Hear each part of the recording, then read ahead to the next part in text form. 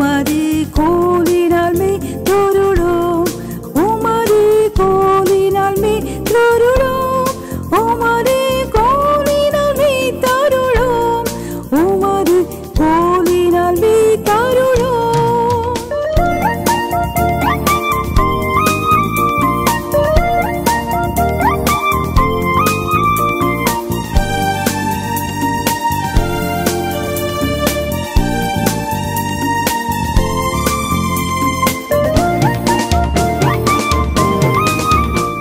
சங்கீதம் 34:8. கர்த்தர் நல்லவர் என்பதை ருசித்து பாருங்கள். கர்த்தர் நல்லவர் என்பதை ருசித்து பாருங்கள். Taste and see that the Lord is good. We have to taste and see. Experience பண்ணி பார்க்கணும். சாப்பிட்டு பாருங்க, அப்போ தான் தெரியும். எக்ஸ்பீரியன்ஸ் பண்ணி பாருங்க, அனுபவிச்சு பாருங்க. கர்த்தர் நல்லவர் என்பதை டேஸ்ட் அண்ட் see, ருசித்து பாருங்கள். அவர் மேல் நம்பிக்கையாய் இருக்கிற மனுஷன் பாக்கியவான். அவர் மேல் நம்பிக்கையாய் இருக்கிற மனுஷன் பாக்கியவான். தன்னுடைய வாழ்க்கையில் பலவிதமான சூழ்நிலை வழியாய் கடந்து போன தாவீது கர்த்தர் நல்லவர் என்பதை ருசித்து பார்த்து இந்த சங்கீதத்தை எழுதுகிறார். மிக அருமையான ஒரு சங்கீதம், தாவீதின் சங்கீதம். அந்த சங்கீதத்தினுடைய முன்னுரை எப்படியாக வாசிக்கிறோம், வாசியுங்கள். தாவீது அபிமெலேக்குக்கு முன்பாக வேஷம் மாறி தாவீது அபிமெலேக்குக்கு முன்பாக வேஷம் மாறின போது, அது 1 சாமுவேல் 21ஆம் அதிகாரத்தில் அந்த வரலாற்றை பார்க்கிறோம். அவன் ஒரு பித்து பிடித்தவன் போல் அவருக்கு முன்பாக பண்ணுகிறான். வேஷம் மாறின போது அவனால் துரத்தி விடப்படுகையில் பாடின சங்கீதம், அவன் பாடின சங்கீதம். அப்படி அவனை துரத்தி விட்டவுடனே அவன் எங்கே போகிறான்? 1 சாமுவேல் 22ஆம் அதிகாரம் 1-2 வசனங்களில் வாசிக்கிறோம். தொடர்ந்து 1 சாமுவேல் 22ஆம் அதிகாரத்தில் தாவீது அவ்விடத்தை விட்டு தப்பி அதுல்லாம் என்னும் கெபிக்கு போனான். இப்போ அதுல்லாம் என்னும் கெபியில் இருக்கிறான். தாவீது தப்பி அதுல்லாம் என்னும் கெபிக்கு போகிறான். அவன் சகோதரரும் அவன் தகப்பன் வீட்டார் அனைவரும் கேட்டு அங்கே அவனிடத்துக்கு போனார்கள். போனவங்க யாரு? 2ஆம் வசனத்தில் வாசிக்கிறோம். ஒடுக்கப்பட்டவர்கள் குடும்பத்தில், சமுதாயத்தில், தாவீதுடைய இனத்தார். ஒடுக்கப்பட்டவர்கள், கடன்பட்டவர்கள் என்று சொன்னால் வாங்கின கடனை திருப்பி கொடுக்க முடியலை. அவன் அடிமையாக பிடிச்சிட்டு வர்றான். அவனுக்கு தப்பி ஓடி வந்தவர், வாங்கின கடனை திருப்பி கொடுக்க முடியாமல் பிரியமானவர்களை தப்பி ஓடி வந்தவர். சமுதாயத்தில் ஒடுக்கப்பட்டவர்கள், கடன்பட்டவர்கள், முறுமுறுக்கிறவர்கள், வாழ்க்கையில் திருப்தி இல்லை, மனைவி சரியில்லை, பிள்ளைங்க சரியில்லை, அப்பா சரியில்லை, எனக்கு நல்ல ஒரு வேலை கிடைக்கல, எதுலேயுமே ஒரு திருப்தி இல்லை, முறுமுறுக்கிறவர்கள். இதெல்லாம் தாவீது தெரிந்தவங்க. தாவீது இப்போ அதெல்லாம் இன்னும் கெபியில் இருக்கான்னு தெரிந்த உடனே இந்த ஜனம் தாவீது இடத்துல வர்றாங்க. இதான் இந்த சங்கீதத்தினுடைய வரலாற்று பின்னணி. ஒடுக்கப்பட்டவர்கள், கடன்பட்டவர்கள், வாங்கின கடனை திருப்பி கொடுக்க முடியாதவர்கள்.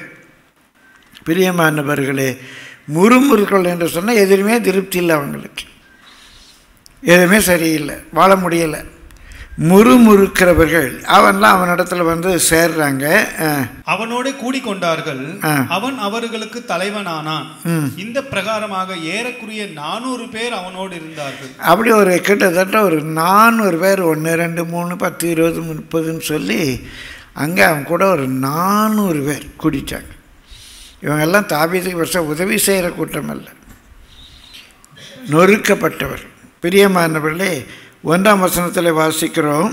கர்த்தரை நான் எக்காலத்திலும் ஸ்தோத்தரிப்பேன், அவர் துதி எப்பொழுதும் என் வாயில் இருக்கும். இப்போ அவங்க முன்னால் உட்காந்துட்டு அவர் சொல்கிறாரு, கர்த்தரை நான் எந்த காலமானாலும் சரி, எந்த காலத்திலும் எந்த நேரத்திலும், கர்த்தரை நல்ல காலமோ கெட்ட காலமோ, கர்த்தரை எக்காலத்திலும் நான் ஸ்தோத்தரிப்பேன், அவர் துதி என் வாயில் இருக்கும். கர்த்தருக்குள் என் ஆத்துமா மேன்மை பாராட்டு. கர்த்தருக்குள் என் ஆத்துமா மேன்மை பாராட்டு. என்னதான் சூழ்நிலை இருந்தாலும் பரவாயில்ல, ஏன்னா அவர் டேஸ்ட் பண்ணியிருக்கார். த லார்ட் இஸ் குட் அப்படின்னு டேஸ்ட் பண்ணியிருக்கார். கர்த்தருக்குள் என் ஆத்மா மேன்மை பாராட்டும். சிறுமைப்பட்டவர்கள் அதை கேட்டு மகிழ்வார்கள். இந்த சிறுமைப்பட்டவர்கள்னா யாரு? இந்த ஒடுக்கப்பட்டவர்கள், முறுமுறுக்கிறவர்கள், கடன்பட்டவர்கள், அவங்க எல்லாருக்கும் சேர்த்து ஒரு பேர் சொல்றாரு, சிறுமைப்பட்டவர்கள். சிறுமைப்பட்டவர்கள் என்றால் தே ஆர் இன் நீட், ஏதோ ஒரு நீடோடு கூட இருக்கிறாங்க. இங்கே வந்திருக்கிறோம், பலவிதமான நீட் நமக்கு இருக்கும். பொருளாதார நீட் இருக்கும், மன ரீதியாக வீட்டில் யாரும் கவனிக்கலை, விசாரிக்க ஆள் இல்லை, சாப்பிட்டியான்னு கேட்கக்கூட ஆள் இல்லை, ஒடுக்குறாங்க, வேலைக்கு மேலே வேலை கொடுக்குறாங்க, நீட் இருக்கு. அந்த சிறுமைப்பட்டவர்கள் அதை கேட்டு மகிழ்வார்கள். நான் கர்த்தரை ஸ்தோத்திரிக்கேன், ஆண்டவரே காலத்திலுமே ஸ்தோத்திரம் ஸ்தோத்திரம். எங்கே கெவியில் இருந்துக்கிட்டு, அரண்மனையில் இருந்தவன் இப்போ கெவியில் இருக்கான். அங்கே உட்காந்துட்டு ஸ்தோத்திரம் ஸ்தோத்திரம் ஸ்தோத்திரம், நீர் நல்லவர், நீர் வல்லவர், நீர் போதுமான ஸ்தோத்திரிக்கிறான். இந்த ஒடுக்கப்பட்டவர்கள், கடன்பட்டவர்கள், சிறுமைப்பட்டவர்கள், பிரியமானவர்களே அதை கேட்டு அவங்க மகிழுகிறார்கள். தொடர்ந்து வாசியுங்க. என்னோடு கூட கர்த்தரை மகிமைப்படுத்துங்கள், நாம் ஒருமித்து அவருடைய நாமத்தை உயர்த்துவோம். இப்போ அந்த சிறுமைப்பட்டவர்களை பார்த்து சொல்கிறான், நான் ஸ்தோத்திரம் பண்ணுறேன்ல, என் கூட சேர்ந்து நீங்களும் கர்த்தரை ஸ்தோத்திரம் படுத்துங்க, நாம் ஒருமித்து அவருடைய நாமத்தை உயர்த்துவோம். கர்த்தரே பெரியவர், பெரியவர், பெரியவர், யாவே பெரியவர், எல்லாவற்றையும் செய்து முடிக்க வல்லவர், உயர்த்துவோம். கூப்பிடுறான் யாரை? சிறுமைப்பட்டவர்கள். எல்லாரும் சேர்ந்து அவருடைய நாமத்தை உயர்த்துவோம். நான் கர்த்தரை தேடினேன், அவர் எனக்கு செவி கொடுத்தார். இப்போ அவங்ககிட்ட சொல்றாரு, நான் கர்த்தரை தேடினேன்ப்பா. அதெல்லாம் கெபியில் இருந்துட்டு சொல்றாரு, நான் கர்த்தரை தேடினேன், அவர் எனக்கு செவி கொடுத்தார், என்னுடைய எல்லா பயத்துக்கும் என்னை நீங்களாக்கி விட்டார். நான் ஏன் அங்கே அந்த அபிமெலேக்கு ராஜாக்கு முன்பாக பித்து பிடித்தோமா இல்லைன்னா ஒரு பயம், ராஜாவால் துரத்தி விடப்பட்ட அந்நிய தேசத்தில் போய் இருக்கணும் பயம் இருந்துச்சு. ஆனால் ஆண்டவர் என் பயத்துக்கு என்னை நீங்களாக்கி விடுவித்தார். இன்னும் காட்டில் தான் இருக்கிறேன், வனாந்தரத்தில் தான் இருக்கிறேன், கெபியில் தான் இருக்கிறேன். பயம் போயிடுச்சு, பயம் போயிடுச்சு. ஆண்டவர் எல்லா பயத்துக்கும் நீங்களாக்கி விட்டார். அவர்கள் அவரை நோக்கி பார்த்து பிரகாசம் அடைந்தார். அவர்கள் அப்படின்னா யாரு? இந்த சிறுமைப்பட்டவர்கள். அவர்கள் அவரை நோக்கி பார்த்து பிரகாசம் அடைந்தார்கள். அவர்கள் முகங்கள் வெட்கப்படவில்லை. அவர்கள் முகங்கள் வெட்கப்படவில்லை. இந்த 400 பேரை பற்றி இன்னொரு இடத்துல சொல்லியிருக்கும், தாவீதின் சேனை தேவ சேனை போல் இருந்தது. அப்போ தாவீதோடு கூட இணைந்த இந்த ஒடுக்கப்பட்டவர்கள், கடன்பட்டவர்கள், சிறுமைப்பட்டவர்கள், தாவீதோடு இணைந்த இவர்களுடைய முகம் தேவ சேனை போல இருந்தது. அவர்கள் அவரை நோக்கி பார்த்து பிரகாசம் அடைந்தார்கள் என்று சொல்லியிருக்குதே. தாவீதோடு இணைந்து அவருடைய முகங்களே இப்படி பிரகாசம் அடைந்திருக்குமா? நான் யோசிக்கிறேன், இயேசுவோடு இணைந்த நம்முடைய முகம் எப்படி மாறும்? கரங்களை தட்டி கர்த்தரை ஸ்தோத்திரிப்போமா? ஹல்லேலூயா.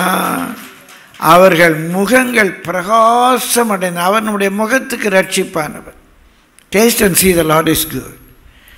உங்கள் முகம் வெட்கப்பட்டு போக விட மாட்டார். யாக்கோபின் முகம் செத்து போவதில்லை. அப்படியே இந்த வார்த்தையை பிடிங்க. உங்கள் உறவுகள் மத்தியில், உங்கள் உடன் பணி செய்வர்கள் மத்தியில், நீங்கள் குடியிருக்கிற பகுதியில் இயேசுவின் நாமத்தில் நான் சொல்கிறேன், அவரை நோக்கி பார்க்கிற உங்கள் முகங்கள் வெட்கப்பட்டு போவது இல்லை.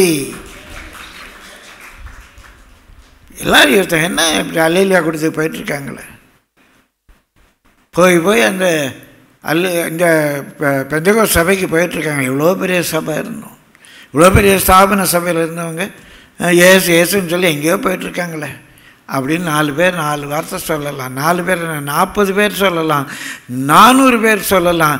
அவர்கள் முன்பாக உங்கள் தலையை கர்த்தர் உயர்த்துவார். அதான் வேத வசனம். Taste and see the Lord is good. அவர்கள் அந்த ஒடுக்கப்பட்டவர்கள், கடன்பட்டவர்கள், முறுமுறுக்கிறவர்கள் இயேசுவை நோக்கி பார்த்தாங்க. அவங்க முகங்கள் பிரகாசம் அடைந்தன, அவர்கள் வெட்கப்பட்டு போவதில்லை. அங்கே தான் சொல்கிறார் 8வது வசனத்தில், கர்த்தர் நல்லவர் என்பதை ருசித்து பாருங்கள். கர்த்தர் நல்லவர் என்பதை ருசித்து பாருங்கள். இந்த சங்கீதத்தில் பல முறை நான் பேசியிருக்கிறேன். ஆனால் இன்றைக்கு அதை எப்படி ருசித்து பார்ப்பது அப்படிங்கிறத நேற்று ரொம்ப ஆச்சரியமாக இருக்கு. இந்த சங்கீதத்திலேருந்து ஒரு 7 குறிப்புகளை வெளிப்படுத்தினேன். ஒரு சின்ன வெளிச்சத்தை மாத்திரம் உங்களை காட்டி முடிக்கிறேன். நீங்கள் வீட்டில் போய் தியானிங்க. முதலாவது பிரியமல்ல 4வது வசனம் வாசிங்க. நான் கர்த்தரை தேடினேன், அவர் எனக்கு செவி கொடுத்து. நான் கர்த்தரை தேடினேன், அவர் எனக்கு செவி கொடுத்து என்னுடைய எல்லா பயத்துக்கும் என்னை நீங்களாக்கி விட்டார். அவரை தேடுங்க. அப்போ தான் you can taste and see the Lord is good. அவரை தேடணும். பிரியமானவர்களே 10ஆம் வசனம், சிங்க குட்டிகள் தாழ்ச்சி அடைந்து பட்டினியா இருக்கும், கர்த்தரை தேடுகிறவர்களுக்கோ ஒரு நன்மையும் குறைவுபடாது. 6வது வசனம், இந்த ஏழை கூப்பிட்டான், கர்த்தர் கேட்டு அவனை அவன் இடுக்கண்களுக்கெல்லாம் நீங்களாக்கி ரட்சித்தார். அப்போ முதலாவது if you want to taste and see the Lord is good, உங்கள் சூழ்நிலையில் கர்த்தரை தேடுங்க, மனுஷரை தேட வேண்டாம். ஒரு பிரச்சனை வருது, உடனே நம்ம யாரை தேடுறோம்? யாராவது ஒரு ஃபினான்சியர் கடன் தர மாட்டானா? எங்கேயாவது போய் வட்டி கடன் வாங்கலாமா? அதுக்கு ஜெபக்கு சொல்கிறேன், ஐயா இந்த மாதிரி எனக்கு காசு நான் நிறைய இடத்துல கடன் கட்டிகிட்ருக்கேன் ஐயா, யாராவது கொடுக்கணும் ஜெபம் பண்ணுங்க. நான் ஜெபிக்க மாட்டேன். கடன் கேட்குறக்கா நான் ஜெபிப்பேன். எங்கே கிடைக்கும் காசு? எங்கே போய் கடன் வாங்கலாம்? கர்த்தரை தேடுங்க. ஒரு நெருக்கமான சூழ்நிலை, மனுஷருடைய உதவி விருதா? கர்த்தர் மனுஷ தயவை கிடைக்க பண்ணுவார். நமக்காக தூரத்திலிருந்து நமக்கு உதவக்கூடிய ஒரு பட்சியை தூரத்திலிருந்து வர பண்ணுவார். காக்கா பிடுங்கி திங்கிற காக்கா நம்ம கையில் இருக்கிற வடையை பிடுங்கிட்டு போயிருமா? தான் நமக்கு சின்ன வயசில் கதை சொல்லி கொடுத்தாங்க. நம்ம கையில் இருக்கிற வடையை பிடுங்கி திங்கிற காக்கா, அந்த காக்கா உங்களுக்கு தண்ணி ஹல்லேலூயா அவங்க ஆகாரத்தை கொடுக்கும். இயேசுவின் நாமத்தில் சொல்கிறேன், தேடுங்க கர்த்தரை. எந்த காக்கா பிடுங்கி திங்குமோ அந்த கண்மலையிலிருந்து உங்களுக்கு தண்ணீரை வர பண்ணுவார்.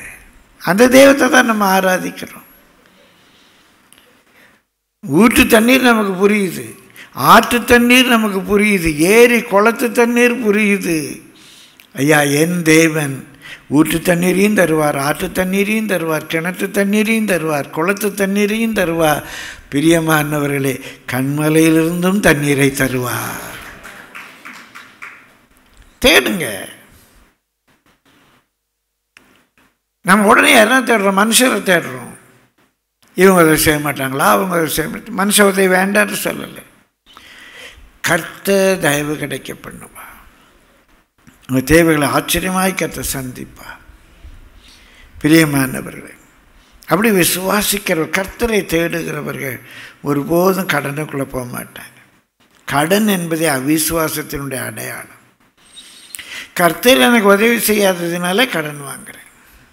ஒரு விளக்கத்துக்காக சொல்லுகிறேன். நீங்கள் ஒரு வாகனத்தை ஹைபாத்திகேட் பண்ணி வாங்குறீங்க, இஎம்ஐ கட்டி வாங்குறீங்க.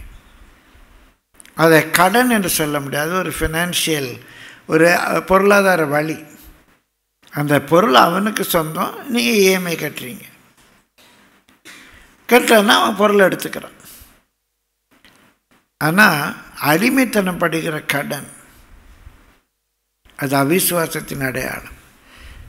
யோபு சொல்லுவார், நான் பொண்ணை நம்புவேன் என்று சொன்னால் கர்த்தருக்கு துரோகம் பண்ணுவேன். இந்த நகை, நட்டு, போல்ட்டு, பிஸ்கெட் எல்லாம் வச்சுட்டேன்னு சொல்லலாம். அவசரத்துக்கு உதவும், அவசரத்துக்கு உதவும். எது அவசரத்துக்கு உதவும்னு நினைக்கிறாங்க? இந்த பொண்ணு அவசரத்துக்கு உதவும். கர்த்தர் உதவ மாட்டாரா? கர்த்தர் உதவ மாட்டாரா? நம்ம நம்பிக்கை யார் மேலே இருக்கு? பின்னால் பார்ப்போம். பிரியமான முதல் குறிப்பு, நீங்கள் அவர் நல்லவர் என்பதை டேஸ்ட் அண்ட் சீன்னு சொல்லணும்னா உங்கள் சைடில் தேடி பார்க்கணும். சும்மா பிரியாணி வராது. பிரியாணி செய்தால் தான் பிரியாணி வரும். அப்போ டேஸ்ட் அண்ட் சீ. நான் பிரியாணி நல்லா இருக்கா சாப்பிட்டு பாருங்கள். ஆனால் அந்த பிரியாணி செய்யணும்ல.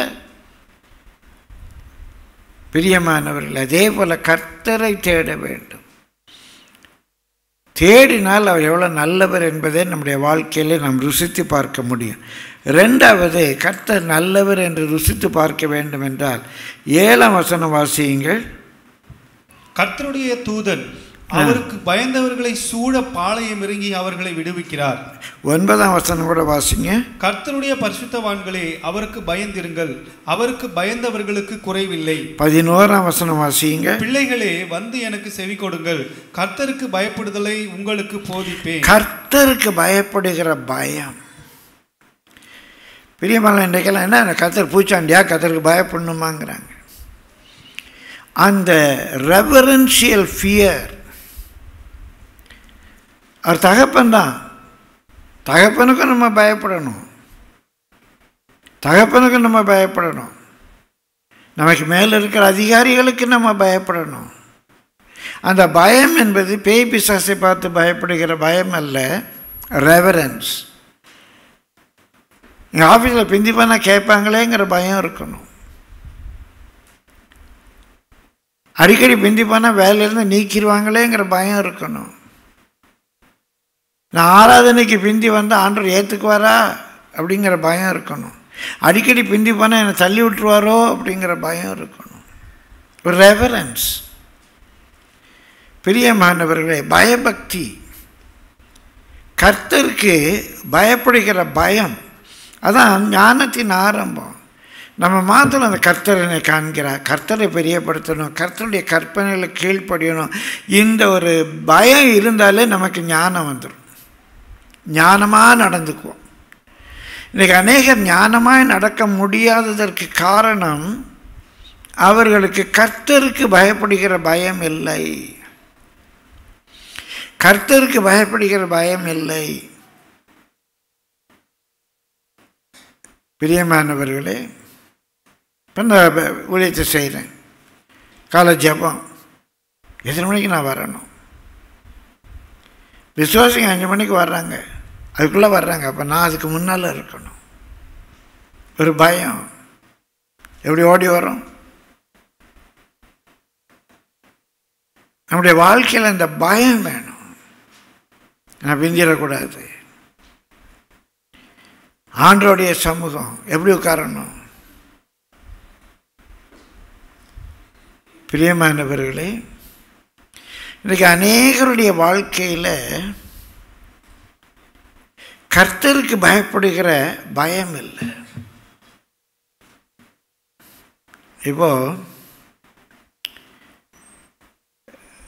குளிர்காலம் வருது, பயங்கரமாக குளிருது, பயங்கரமாக குளிருது. இல்லை நம்ம ஒரு குளிர் தேசத்துக்கு போகிறோம், பக்கத்தில் இருக்கிற பெங்களூருக்கு போகிறோம், இல்லை ஊட்டிக்கு போகிறோம், குளிருது. குளிர்ந்தால் என்ன பண்ணுறோம்?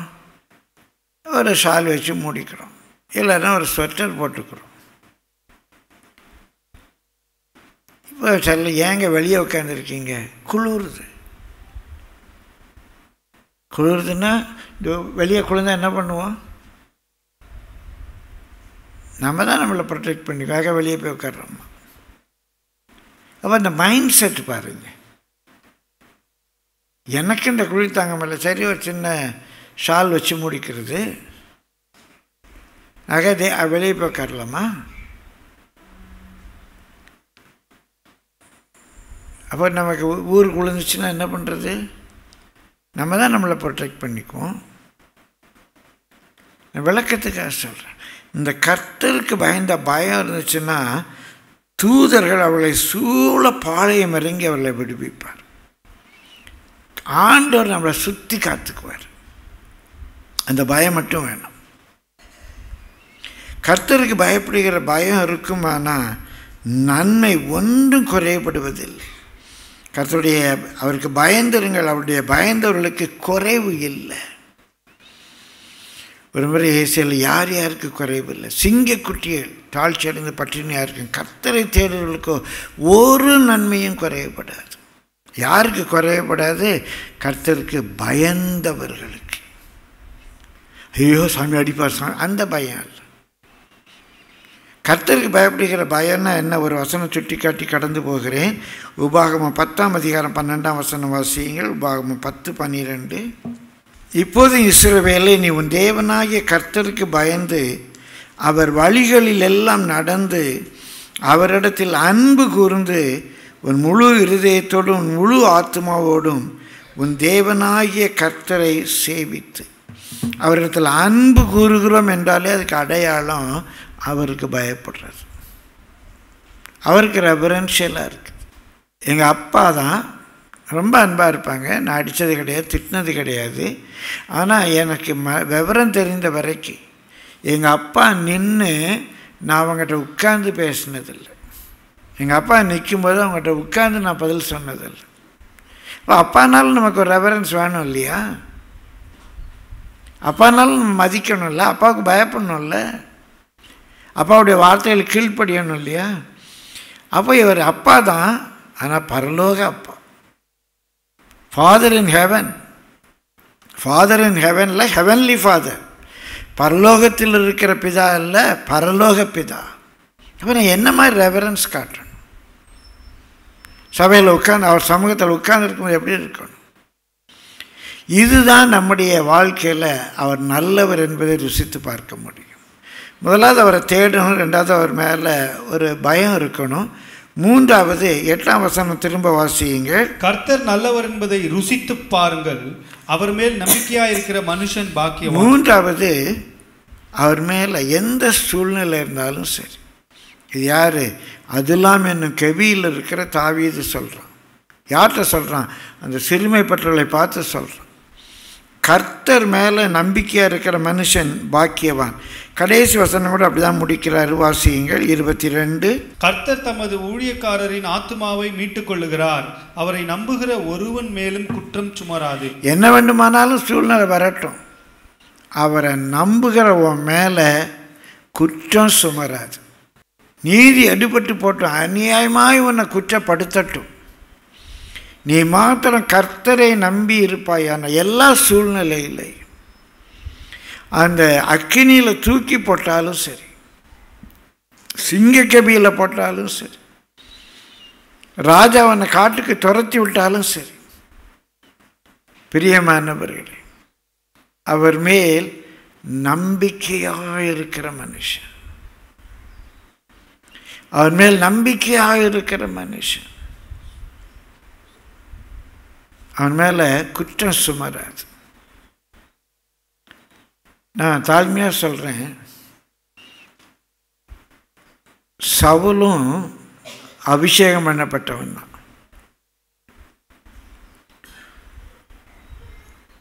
சவுலும் தீர்க்கதரிசன வரம் பெற்றவன் தான். புதிய ஏற்பாட்டில் அதே பெஞ்சமின் கோத்திரத்தில் வந்தால் சவுலை பற்றி பார்க்குறோம். சவுல் தான் அவருடைய பேர். பின் நாட்களில் அவர் பவுல் என்று அழைக்கப்பட்டார். பவுலுங்கிறது அவருடைய ஒரு புனைப்பெயர். பவுல் அப்படின்னா சின்னவர்னு அர்த்தம். அதனால தான் கத்தோலிக்கர்கள் அவரை சின்னப்பர், அவர் சின்னவர். பர்னபாவும் அவரும் போகும்போது இவர் கொஞ்சம் சின்னவராக இருந்திருக்காரு, இவரை சின்னவர்னு கூப்பிட்டாங்க. அந்த சின்னவருங்கிற பேர் நிலச்சிருச்சு. நான் அடிக்கடி யோசிப்பேன், சவுல் ஒரு யூத பெயர். நான் யோசிக்கிறேன், சவுல் ஒரு யூத பெயர், அந்த சவுலுங்கிற பெயரில் இன்றைக்கு அநேகரை பார்க்க முடியல. ஆனால் பின்னால் வந்த புனைப்பெயர் பவுல், அது யூத பெயர் கிடையாது.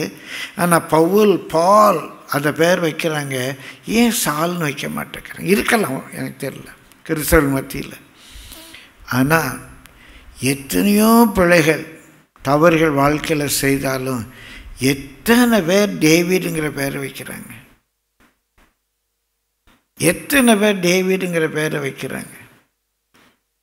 ஒரே ஒரு வித்தியாசம், தன்னுடைய கடைசி நாட்களில் அந்த அபிஷேகம் பண்ணப்பட்ட சவுல் ஒரு குறி சொல்லுகிறவளை நம்பினான்.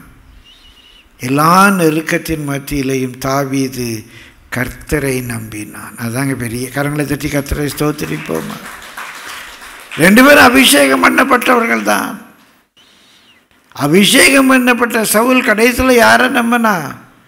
ஒரு குறி சொல்றவனை நம்பினா. கர்த்தர் மேல் நம்பிக்கையா இருக்கிற மனுஷன் பாக்கியவான். கர்த்தரை நம்புகிறவனோ செழிப்பான். கர்த்தர் தம்மை நம்புகிறவர்களை அறிந்திருக்கிறார். அப்போ கர்த்தரை தேடுங்க, கர்த்தருக்கு பயந்துருங்க. கர்த்தரை எல்லா சூழ்நிலையும் நமக்கு எப்படியாவது கர்த்தர் நடத்துவார், எப்படியாவது வழி திறக்கும். கர்த்தர் மேல் நம்பிக்கையாக இருக்கிற மனுஷன் பாக்கியவான். நான்காவது, பிரியமானோட வேகமாக 12 17 வரைக்கும் வாசியுங்கள். ஒரு 6 வசனம். நன்மையை காணும்படி ஜீவனை விரும்பி நீடித்த நாட்களை அபேட்சிக்கிற மனுஷன் யார்? உன் நாவை பொல்லாப்புக்கும் உதடுகளை கபட்டு வசனிப்புக்கும் விலக்கி காத்துக்கொள். தீமையை விட்டு விலகி நன்மை செய். சமாதானத்தை தேடி அதை தொடர்ந்து கொள். கர்த்தருடைய கண்கள் நீதிமான்கள் மேல் நோக்கமாயிருக்கிறது, அவருடைய செவிகள் அவர்கள் கூப்பிடுதலுக்கு திறந்திருக்கிறது. தீமை செய்கிறவனுடைய பேரை பூமியில் இராமல் அற்றுப்போக பண்ண கர்த்தருடைய முகம் அவர்களுக்கு விரோதமாய் இருக்கிறது. நீதிமான்கள் கூப்பிடும் போது கர்த்தர் கேட்டு அவர்களை அவர்களுடைய எல்லா உபத்திரவங்களுக்கும் நீங்களாக்கி விடுகிறார். பிரியமான நான்காவது, you want to see God is good. தீமையை விட்டு விலகி நன்மை செய்யுங்க.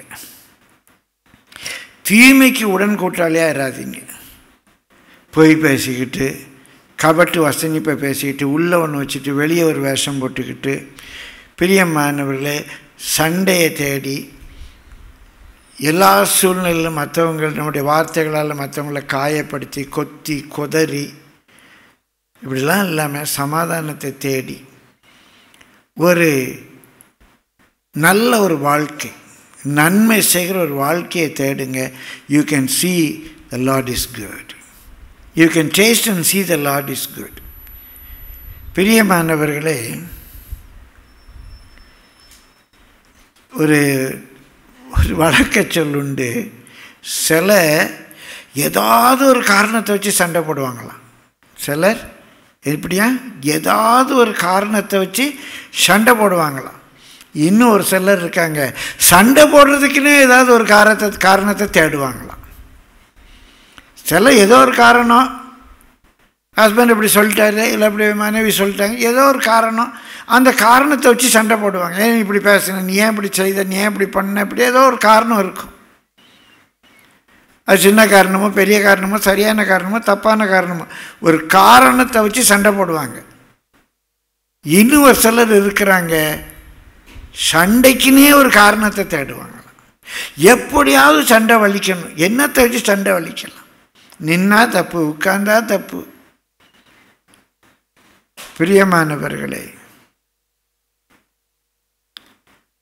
ஒரு மாமியார், ரொம்ப கொடுமைக்காரி மாமியார், மருமாட்ட பயங்கரமாக வேலையாகுவாங்களாம்.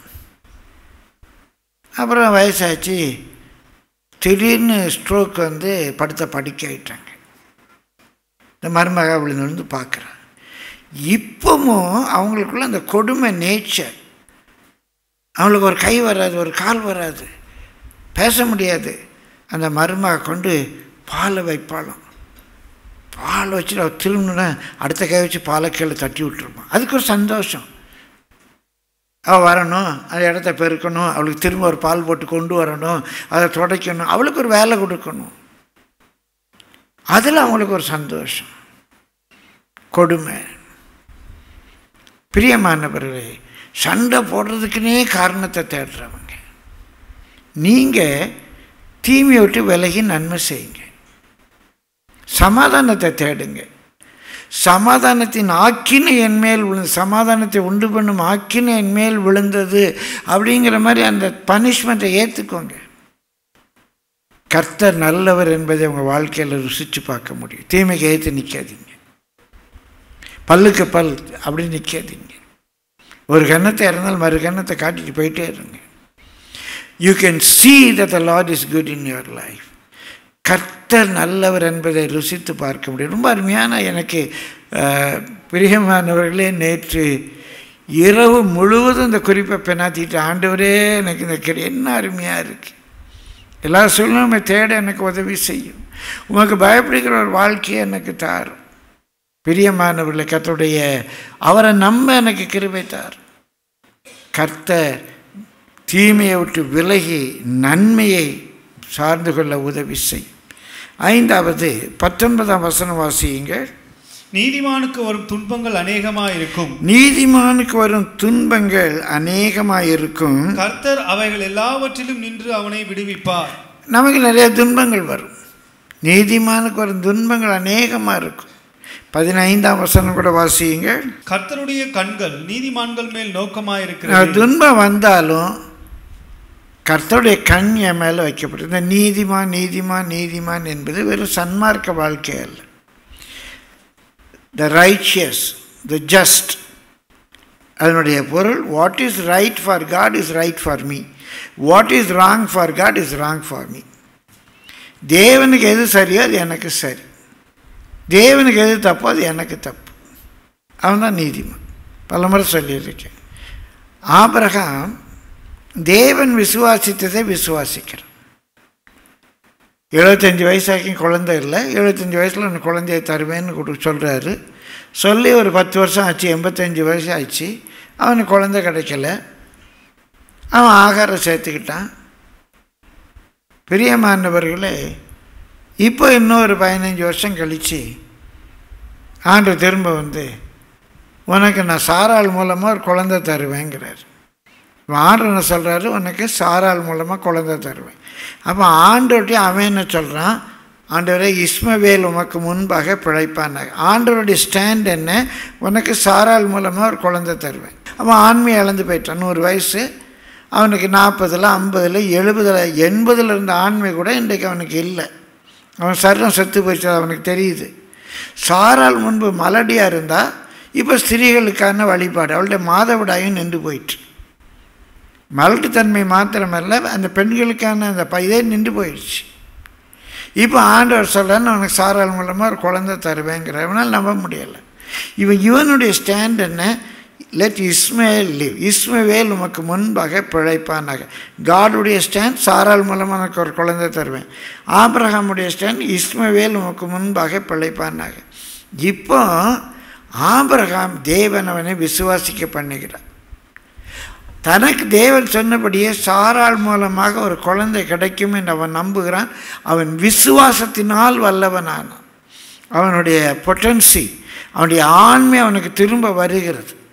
அவன் விசுவாசத்தில் வல்லவனானான் என்ற மொழிபெயர்ப்பு தவறு.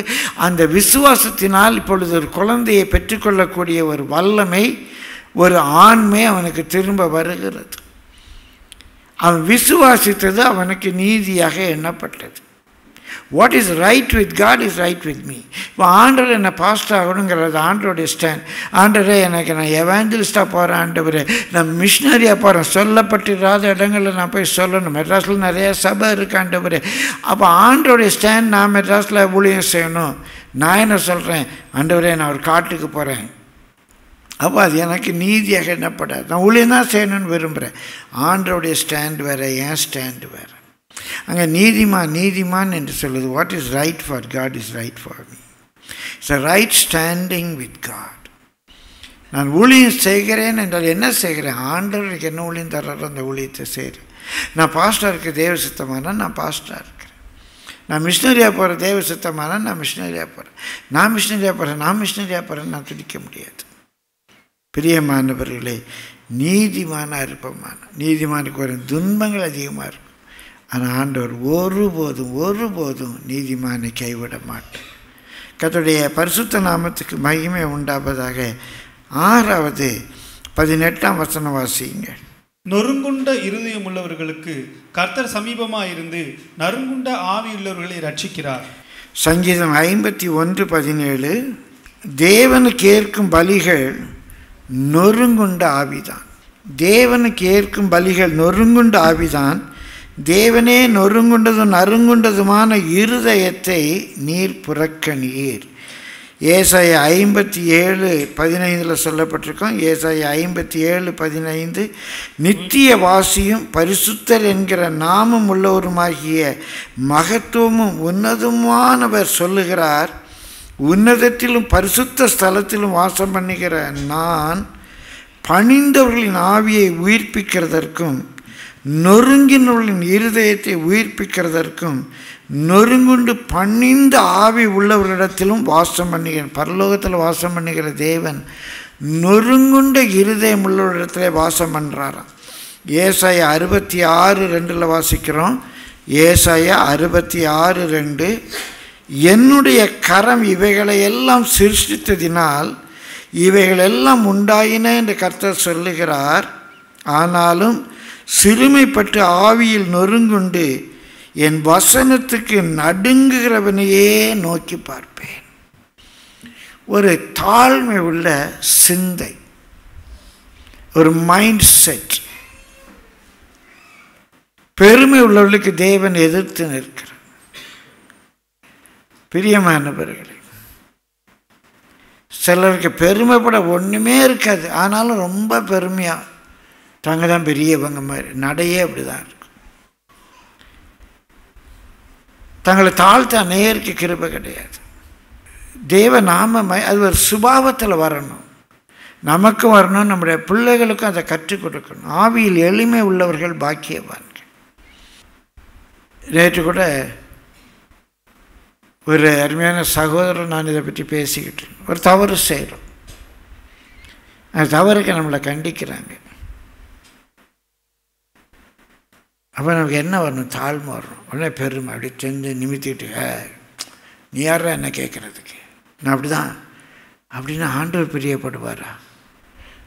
ஆண்டவர் எப்படி அதை பார்ப்பார்?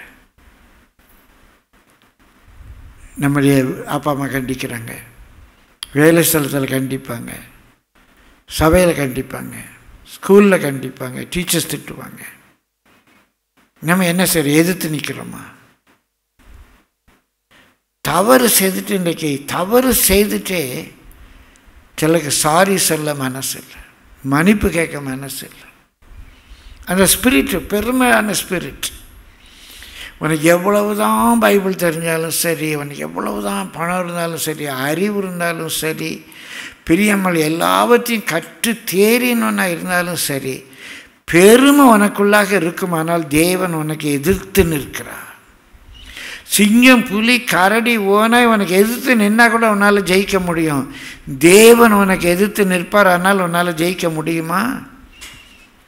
அழிந்து போவாய். சாபம் போடலை, உண்மையை சொல்கிறேன். கரண்டில் கைவிட்டால் ஷாக் அடிக்கும், அது சாபமா? வேதத்தில் எங்கேயாவது விபச்சாரக்காரருக்கு தேவன் எதிர்த்து நிற்கிறார் அப்படின்னு போட்டிருக்கா? எங்கேயா போட்டிருக்கா? பைபிள் இல்லையே. இறங்குறாருன்னு போட்டிருக்கு. நம்ம பாவம் எவ்வளவா இருந்தாலும் கர்த்தர் நமக்கு இறங்குற, தகப்பன் தன் பிள்ளைக்கு இறங்குறது போல இறங்குறாரு. ஆனால் எங்கேயாவது ஒரு இடத்துல பெருமை உள்ளவர்களுக்கு தேவன் இறங்குறாருன்னு இருக்கா? எவ்வளோதான் பெருமையாக இருந்தாலும் தேவன் மேலே இறக்கமாக இருப்பார் இருக்கா? பிரியமானவர்களே, சீயோன் குமாரத்தியை பற்றி சொல்லியிருக்கோம் ஏசாயாவில். சீயோன் குமாரத்தி யார்? பாபிலோன் குமாரத்தி அல்ல, வசனம் எடுக்க நேரம் இல்லை. சீயோன் குமாரத்தி தலையை அப்படி துளுக்கிட்டு நடக்கிறான். நடக்கும்போது பெருமை சிலுக்கு சிலுக்குன்னு கண்ணை முருட்டி பார்க்குறா. சீயோன் குமாரத்தி பெருமையாக இருக்கிறா. கர்த்தர் சீயோன் குமாரத்தியை பார்த்து சொல்லுவன், தலையை மொட்டை அடிப்பேன். பெருமை உள்ளுக்கு தேவன் சீயோன் குமாரத்தியானாலும் எதிர்த்து நிற்கிறார். நம்ம கர்த்தர் நல்லவர் என்பதை ருசித்து பார்க்கணுன்னா ஒரு நொறுங்குண்ட இருதயம் வேணும், ஒரு ஹம்பிள் ஸ்பிரிட் வேணும். சாரி, எக்ஸ்கியூஸ் மீ, ஆண்டவரே என்னை மன்னியும். அந்த வசனத்துக்கு நடுங்குகிறேன், கர்த்தருக்கு பயப்படுகிறேன், கர்த்தர் சமூகத்துக்கு பயப்படுகிறேன். ஒரு ஹார்ட் நமக்கு வேணும். இந்த இடம் விக்கிரகம் இல்லைங்க. சிலுவை, மரியாள் படம், இயேசு படம், பொம்மை எதுவுமே இங்கே இல்லைங்க. ஆனால் இந்த இடத்துக்குள்ளே நான் சாதாரணமாக வந்தால் கூட இது வர்ஷிப்புக்காக வைத்திருக்கிற இடம் அந்த பயபக்தியம் உள்ளத்தில் வரும். என்னுடைய போதகர்களுக்கு அவங்க கண்டிப்புக்கு நான் பயந்துருக்கிறேன்.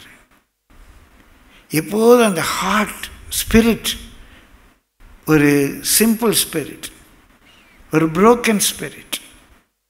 மேன்மை பாராட்ட ஒன்றுமே இல்லைங்க, மேன்மை பாராட்ட ஒன்றுமே இல்லை. இந்த பெருமை தானே வாக்குவாதத்தை வருது. நீ சரியா, நான் சரியா, நீ தப்பு, நான் தப்பு. நான் தப்பு சொல்ல மாட்டேன், நீ தப்பு, நான் சரி. பெருமை தானே. சில பெருமைலாம் கடுகு சிரித்தாலும் காரம் சிரிக்காதான். அது மாதிரி சிறுசாக தான் இருப்பாங்க, ஆனால் பயங்கர பெருமையாக இருப்பாங்க. தேவன் எதிர்த்து நிற்கிறார். சீயோன் குமாரத்தியாக இருந்தால் கூட தலையை மொட்டை அடிப்பார். ஆனால் யார் கர்த்தர் நல்லவர் என்று ருசித்து பார்க்க முடியும்? நொறுங்குண்ட ஆவி, ஒரு பணிந்த ஆவி, ஒரு ஹம்பிள் ஸ்பிரிட். இதை மாத்திரம் உங்களுக்குள்ளே வர வச்சுக்கோங்க. கர்த்தரை கிருபையாக கேட்ட, ஆண்டவரே பெருமை எனக்கு வேண்டவே வேண்டாம், மேட்டிமையான சிந்தை இருந்தால் தேவன் எதிர்த்து நிற்பார். ஆண்டவர் தாழ்ந்த சிந்தையை தார். You can see that the Lord is good. ஒரே ஒரு காரியத்தை பார்த்து முடிப்போம். 7வது 22ஆம் வசனம் வாசியுங்கள். கர்த்தர் தமது ஊழியக்காரரின் ஆத்மாவை மீட்டுக் கொள்ளுகிறார், அவரை நம்புகிற ஒருவன் மேலும் குற்றம். யார் அவர் விடுவிக்கிறார், யார் அவர் நல்லவர் என்பதை ருசித்து பார்க்க முடியும்? அவருடைய ஊழியக்காரர். அப்படி ஊழியக்காரர்னா pastor, evangelist, bishop, cardinal, pope, அதான் ஊழியக்காரர் இல்லை. அவர் ஊழியக்காரர் என்று சொன்ன இடத்துல அவர் ஒன்றும் ப்ரீஸ்டும் இல்லை, எவாஞ்சலிஸ்டும் இல்லை, அவர் அப்போ ராஜா கூட இல்லை. அவர் கர்த்தருடைய ஊழியக்காரன்னா அவர் என்ன ஆசாரியனாக இருந்தாரா? இல்லை. கர்த்தருடைய வேலைக்காரன், கர்த்தருடைய பணிவிடைக்காரன், கர்த்தருடைய அடிமை, சர்வெண்ட். இன்றைக்கி சர்வெண்ட் ஆஃப் காட்னால ரொம்ப பெருமையாக இருக்குது, நிறைய டைட்டில்ஸ் வச்சுக்கிறாங்க. பிரியமானவர்களை, தனிப்பட்ட முறையில் பாஸ்டர் என்பதை நான் ஒரு டைட்டிலாக கூட விரும்புகிறதில்லை. ஊழியக்காரர் என்பது இந்த டைட்டில் போட்டவங்க ஊழியக்காரங்கள். பாஸ்டர் என்றால் மேய்ப்பன், ஆயன். நான் சில இடத்துல தமிழ் எழுதும்போது ஆயன் என்று எழுதுவேன். பாஸ்டர் என்ற சொல்லு, போதகன் என்ற சொல்லு, நான் டீச்சர். நான் பைபிள் தானே டீச் பண்ணுறேன், டீச்சர் தான். மந்தியை தான் நான் மேய்க்கிறேன், ஆயன் தான். பிரியமானவர்களே, ஆனால் இது டைட்டில் அல்ல, வேலை. இது டைட்டில் அல்ல, வேலை. அங்கே ஊழியக்காரன் என்று சொன்னது அவருடைய பணிவிடைக்காரன், அவருடைய சர்வெண்ட், அவருடைய வேலைக்காரன். அவர் தான் வேலைக்காரன்னா அவர் எப்படி சப்போர்ட் பண்ணாமல் இருப்பார்? அவருடைய வேலைக்காரன் இல்லைன்னா என்ன பார்க்க வேண்டிய பொறுப்பு அவர் பொறுப்பு தானே. நான் அவர் நல்லவர் என்பதை ருசித்து பார்க்க வேண்டும் என்றால் அவருடைய அடிமையாக நான் இருக்கணும். அவர் நில்லுனா நிற்பேன், உட்காருனா உட்காருவேன், போனால் போவேன், வான்னா வருவேன். எனக்கு எஜமா அவர் தான், எஜமானே அவர் தான். எனக்கு வேறு யாரும் எஜமான் கிடையாது. என்னை அழைத்தவர் அவர். இதில் பெருமை இல்லை, நான் பல முறை சொல்லியிருக்கிறேன். காணிக்கைக்காக உங்களை உற்சாகப்படுத்துவது உங்களுடைய ஆசீர்வாதத்துக்காக. நீங்கள் யாரும் என்னை வேலையை விட்டுவான்னு சொன்னீங்களா? நீங்கள் யாரும் என்னை கூப்பிட்டீங்களா வேலையை விட்டு வந்துடுன்னு சொல்லி? கூப்பிடலையே. இங்கே ஒரு கமிட்டியாக சேர்ந்து வேலையை விட்டு வாங்க, நாங்கள் உங்களுக்கு சம்பளம் தரோம் அப்படின்னு சொன்னீங்களா? இல்லையே. என்ன அழைத்தது அவர். இதுவரைக்கும் நடத்தினார், இனிமேலும் நடத்துவார். பிரியமானவர்களே, அவருடைய வேலைக்காரன். அவர் உங்களுக்கு என்ன வேலைக்காரனா, ஊழியக்காரனாக வைத்திருக்க, வேலைக்காரனாக வைத்திருக்க, அவங்களுக்காக ஜெபிக்க, உங்களுக்கு ஆலோசனை சொல்ல, உங்களை விசாரிக்க, எனக்கு அவர் கொடுத்துருக்கிற வேலை அது. உங்களுக்கு போதிக்க. நான் யாருடைய வேலைக்காரன்? அவருடைய வேலைக்காரன். எனக்கு என்ன வேலை கொடுத்துருக்க? ஹோட்டலில் வெயிட்டர் இருக்கிறான், அவனுக்கு என்ன வேலை? வந்திருக்க கெஸ்ட்டுக்கு கொண்டு காஃபி கொடுக்கணும், வந்திருக்க கெஸ்ட்டுக்கு கொண்டு இட்லி வைக்கணும், அவர் எக்ஸ்ட்ரா சட்னி கேட்பான், ஒன்று சட்னி கொண்டு வைக்கணும். அந்த ஹோட்டலுக்கு வந்திருக்கிற கெஸ்ட்டை பார்க்க வேண்டியது அந்த வேலைக்காரனுடைய வேலை.